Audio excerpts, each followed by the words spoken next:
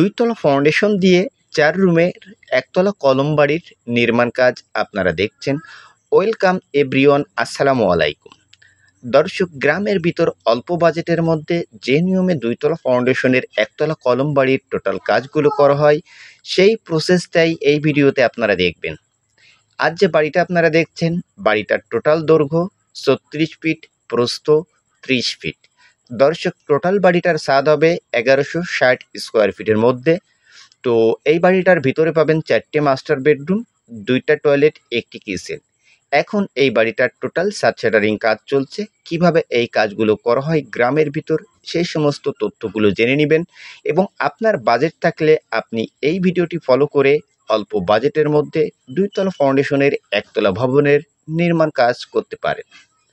দর্শক, আজ যে বাড়িটা আপনারা দেখছেন, এই বাড়িটার টোটাল ছাদ দেওয়া পর্যন্ত খরচ যাবে ম্যাক্সিমাম 14 লক্ষ টাকা।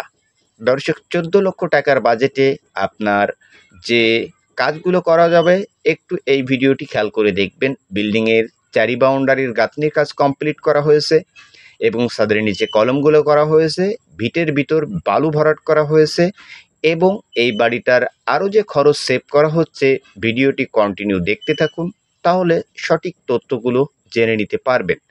তো এখন আমরা সিঁড়ি দিয়ে বাড়িটার ছাদের দিকে যাব। তো তার আগে সিঁড়ির কাজগুলো দেখে নিন। প্রতিটা ধাপের সাইজ 5 ইঞ্চি এবং 10 ইঞ্চি।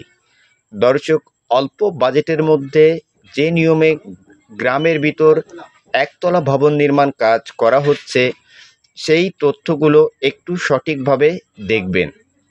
ছাদের নিচেই ভীম দেওয়া হচ্ছে 7 ইঞ্চি বাই 10 ইঞ্চি।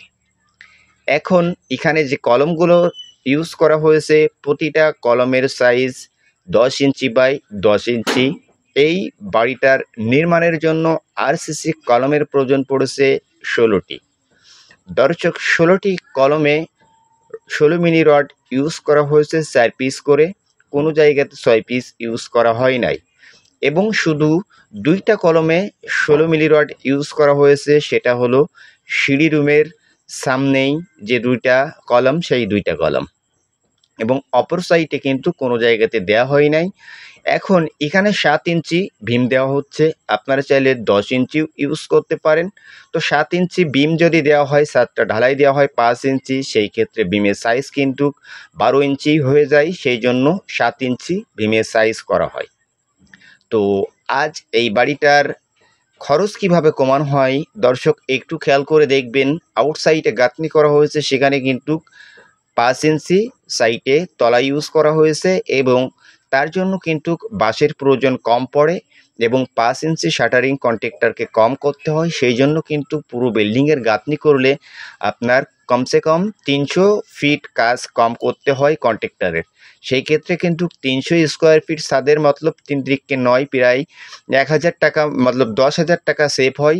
এবং বিল্ডিংয়ের গাঁথনি যখন করা হয়, সেই ক্ষেত্রে মিস্ত্রি ভাইয়েরা অতি দ্রুত গাঁথনির কাজগুলো কমপ্লিট করতে পারে, সেই জন্য কিন্তু কলম বাড়ির গাঁথনি করে ছাদ দেওয়া হয় এবং কলম বাড়ির গাঁথনি করে ছাদ দিলে ভীমের লোড এবং কলমের লোড সঠিকভাবে প্রত্যেকটা ওয়াল নিতে পারে।